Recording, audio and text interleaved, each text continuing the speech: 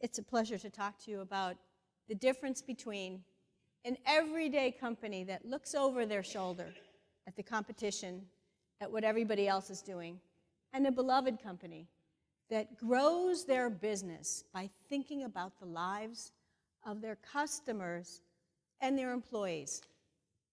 Think about your life. Every day, we make hundreds of decisions that mark our place in the universe. Where we go to school, who we choose to date, how we decide to deal with adversity, and those who do and do not agree with our point of view create the path of our life. They nudge us along to who we are to become. In business, our collective decisions tell another kind of a story to our customers, to the marketplace, and to our employees about who we are and about what we value, how we choose to correct something that goes wrong, how steadfast we are in delivering the goods, ensuring quality, and giving our people what they need sends a signal to customers about how much we think about their life on the end of the decision.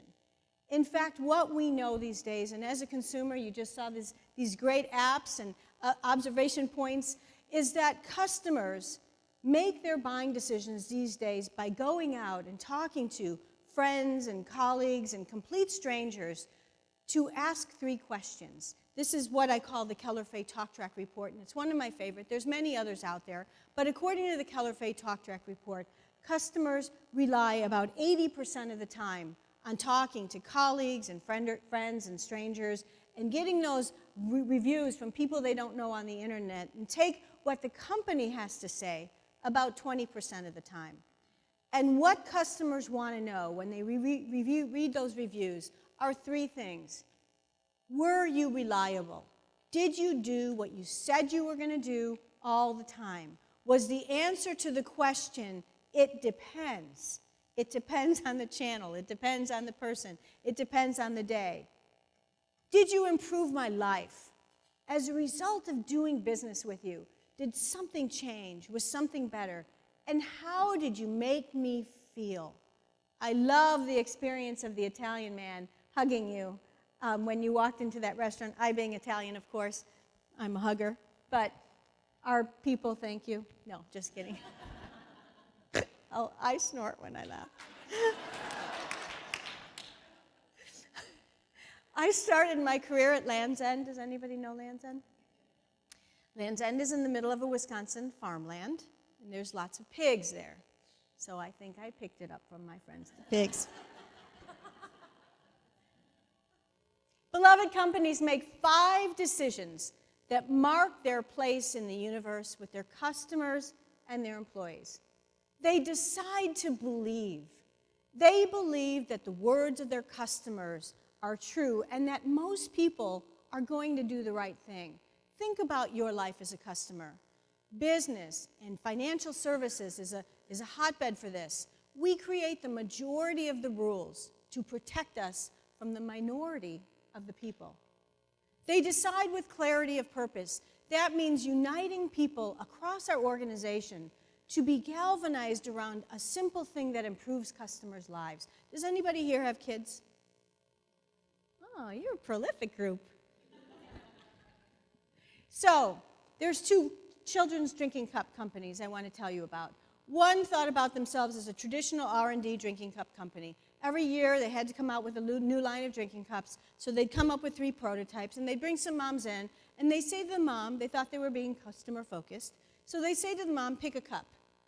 Well, you picked a cup based on what they had built in their factory, and so maybe you needed a cup with a straw in it or an indentation. Those of us who are parents know that the difference between a great meal and a lousy meal is water on the floor and all the crying. The other company followed the moms, not in a creepy way, to understand their life, to know what mealtime was like. And they thought about themselves as supporting parenthood. The other company thought about themselves as a cup company, and so they were shopped based on margin. The everyday company gets squeezed the beloved company, because they elevate their business to being a company that supports parenthood, earns the right to more and more categories. Can anybody say Gerber? Beloved companies decide to be real. They create an environment where there's congruence in what you're able to do in business. The decisions you make are the ones you'd want to do for your mother or your grandmother. And they hire people that way. They know for sure what vibe they want to have, what qualities they want to have in their business. The CEO of 800 of the IHOP, you guys know IHOP? The very first interview she takes one of their people on, their executives, is to the Pancake House. Guess why? Anybody know? She wants to see how they treat the wait people. Hiring for those values. Being there is about the keys, especially in a world of social media. This is operational reliability, pure and simple. If you don't have an experience that's consistent, then you won't earn the right to your customer's story. Your customer won't recommend you. If they're not sure, you're going to always be able to deliver. And finally, saying sorry is the humanity litmus test. When we make a mistake, it's not the words, it's how we repair the emotional connection. Anybody here have brothers or sisters? I have 6. Catholic Italian from Chicago. So when I was growing up, my maiden name is Lombardo, one of my brothers or sisters would punch me or pinch me. It happens all the time. And so, like you, one of my mom or my dad would take that kid, and I have a brother named Vince Lombardo. So my mom or, no, I'm not kidding. So my mom or dad would take that kid and put him in front of me and say, "Tell your sister you're sorry." Okay, what was the answer I got back? Sorry. But you knew you were going to be punched again another day. That's what it feels like when we get one of those hollow apology letters that says I'm sorry, but you know they just want to get rid of the problem. They want you to stop thinking about what they did to you. Now, I've been called a lot of things in my life. I've been doing this work since 1983 when I went to Land's End, Kumbaya, Blue Sky Girl, but this is not about we are the world, let's go hug a customer. This is a growth strategy. By making deliberate decisions about how you will and will not grow, you will stand apart. By believing in your customers, what we see is these companies are able to get higher margins. By having clarity of purpose, they hire the right people and they keep them. You reduce fixed costs. By being real, you connect with the customer. And what we've seen in the downturn is that the companies that did right for their customers in the downturn are prospering faster as we're recovering. By being there, you are able to reduce your advertising costs because you create an army of customer zealots who speak your words for you. And by saying sorry, you connect in an emotional way that has customers wanting to come back for more. In fact, what we know in research is if you make a mistake and recover well, you have a more bonded customer for life. So, we all talk about earning the right to the customer's words. What about earning the right to the customer's song? One of my favorite companies, I call them a beloved company, is Trader Joe's. Anybody know Trader Joe's? Trader Joe's does what I advocate, which is they are deliberate about every moment of truth across that journey, from how things are packaged to what they name them. Now, what they don't allow is video filming inside of their Trader Joe's stores. And so a friend of mine, he actually runs a video company, Carl's Fine Films. He went undercover about 40 times in there. You'll see he's getting the evil eye from some people. And he built a commercial that he wished Trader Joe's would have created themselves. A customer who saw this said, "I want this song to be sung at my funeral." So take a look, see if you experience what you remember. This is the deliberateness. You had emotional reactions through each of those points. And even the dumb paper sack ripping, it's kind of funny now because you know if you put too much in that sack, it's going to rip, but you carry it and you're happy to go back. So what's your story? What's the story that your customers and employees are saying about who you are and about what you value.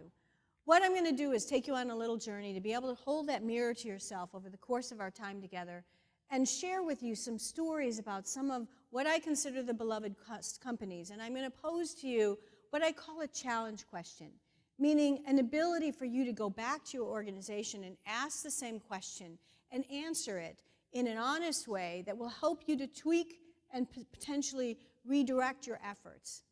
So my first thing is about deciding to believe. As we talked about, the companies that believe, this is about imagining and enabling employees to be trusted by removing management oversight and enabling people to think on their feet, and by enabling customers to be honored. What we do is we're able to create an emotional bond and a connection that transcends other kinds of organizations that feel transactional and rule-oriented. So here's my first question for you. Do you consider your customers an asset or a cost center? As you think about a new young family, for example, who's coming in for the first time, do you think about what their potential lifetime value is? As you have a customer coming in and they need help, are you looking at them from a transaction standpoint, or are you understanding that over the course of their life, there's many things? Are you using that to make decisions around sticking to the policy and some charges, or are you honoring the life and thinking, gosh, that's a great customer, let's not do that? Zane's Cycles will let you take this bike out for a test drive, and it's a $3,000 bike without asking you for any collateral or ID. All they say is, have a great ride, because they don't want to start their relationship with you by questioning your integrity. And they also do this because what the beloved companies do is everything they do for their customers is also a lesson to their employees. In retail, it's built with cynicism. We're thinking about the rules and the policies and looking at customers sideways. And the important thing that happens here is they only lose about 3 bikes a year. And it's never the $3,000 bike, because they have a lifetime value of customers of $12,500 by taking care of the customer's life. And they sell $15 million from a single store. So deciding to believe is around 2 things. It's around managing but also honoring your customer as an asset. As I work with clients, I try to get rid of the words retention rate and instead talk about human lives. We brought in 20,000 customers this month, volume and value, but we lost 15,000 lives of customers who walked out the door, volume and value. By simplifying how we talk about the outcome of our business, it helps to take the life, the human, off of the spreadsheet. And then the second thing is around suspending cynicism, remembering that most customers are good, most employees are right. Figure out how to hire and develop the right people versus imposing the rules for the majority, the minority. Clarity of purpose is about uniting people and bringing them to deliver an experience that's more than the sum of their parts. In most of our organizations now, we're built by operating silos, places where people do good work, but they do good work separately. And as a result of it, the customer has an experience that's disconnected. We basically deliver our organization chart for us. So my question here for you is, what pushes your yes button?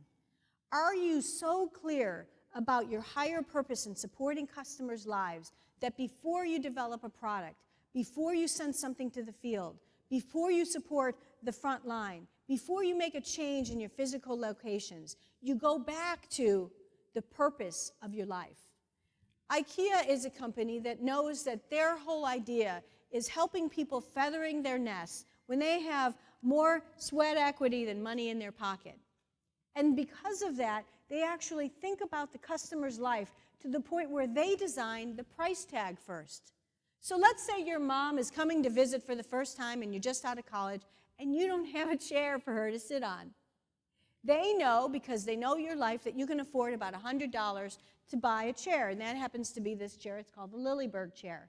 Because they start with $100, they design the chair just so, with arms just so, with the cushions, the height that it is, so they can stack it in their warehouse, so they can offer it to you for your $100 so that you have a chair for your mom to sit on. That clarity of purpose is what unites the organization and, most importantly, creates a decision-making lens. And that's really what clarity of purpose is about, removing the rules so that everybody has that lens and they can help and converge to design this experience as a one company. So clarity of purpose is about two things. It's about improving the customer's life by starting with the life, by knowing the life. And it's about memory creation. Memory creation is the currency of your brand. Think about that as you're hiring people. Are you hiring great technicians, or are you hiring people that, like Gary Comer, the founder of Land's End, used to say, have light behind their eyes, smiles in the way they talk? Because we can train the skill, but we need to hire the memory creator. There's a merchant I know in a small Midwestern town that sold children's shoes.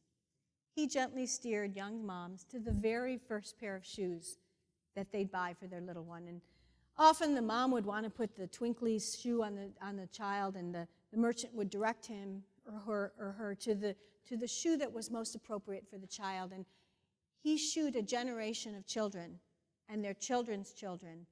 And like you, he had an opportunity to create a memory. He was a part of people's lives, so much so that when they thought about that time in their life, he was there. And when he retired, a line of people, 3 blocks long, stood to say goodbye to him, that buying shoes would never be the same. That was my dad, Vincenzo Giuseppe Cristando Lombardo, selling Buster Brown shoes in Des Plaines, Illinois. And he's the first one that taught me the importance of being real, of not being afraid of weaving who we are into how we do business. Corporate is great, but what people connect to is the life, the humanity. I had the great pleasure of working with Colleen Barrett, who was the president of Southwest Airlines, as I was writing this I Love You More Than My Dog book. We call it the dog book, and she wrote the foreword. And we spent a lot of time talking about this important aspect of how Southwest grew. And they grew because they were very efficient, but they also hired people who could be themselves. And as is what currently happens when you disrupt the market, the people nipping at your heels or that you've superseded are frequently going to say, well, that's not right. There's something wrong in the marketplace. And in fact, that's what happened with Northwest Airlines. Some of the early satisfaction results came out, and Northwest Airlines said, no, these are wrong. We're number one in customer satisfaction, to which Southwest Airlines kindly put out this worldwide advertisement.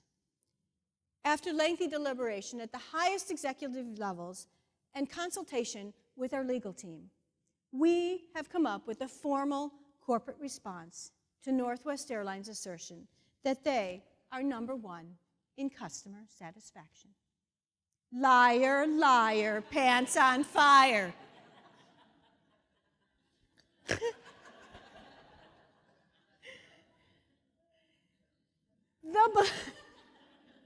Right? The beloved companies take the work seriously, but they don't take themselves seriously. They create an environment where people can bring the best version of themselves to work. So here's what I want to ask you is, what we know, especially in the world that you live in, complex financial services, people are nervous. They want to feel taken care of.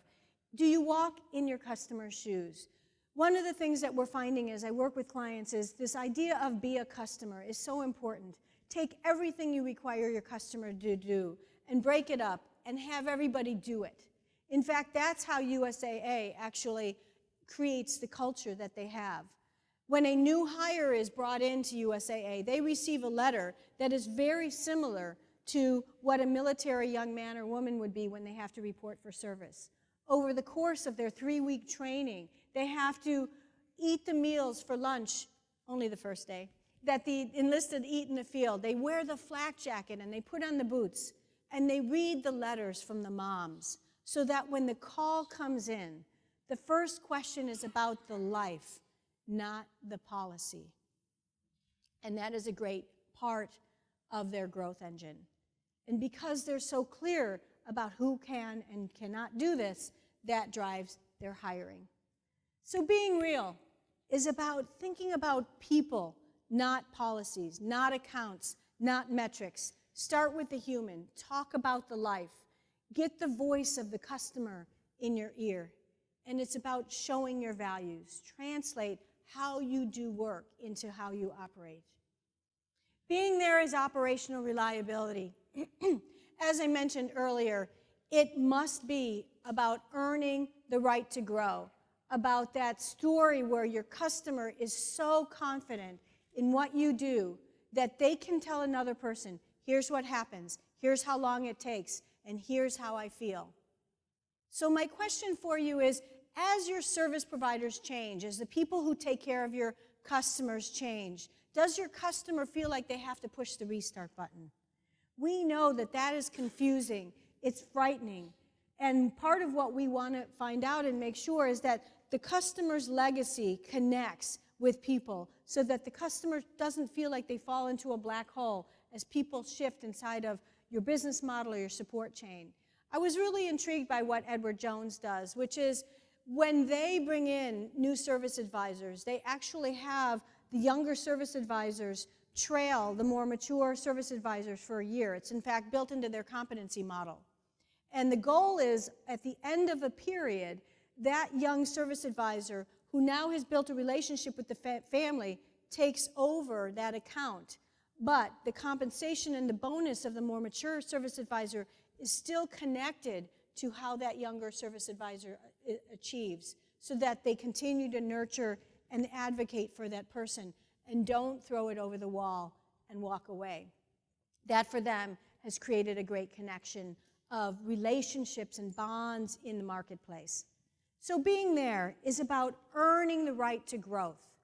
That's one of my favorite sayings. You can't go get loyalty. There's a lot of people who do machinations and say, customers who have 2 lines of business are more loyal, so let's make sure we sell more lines of business.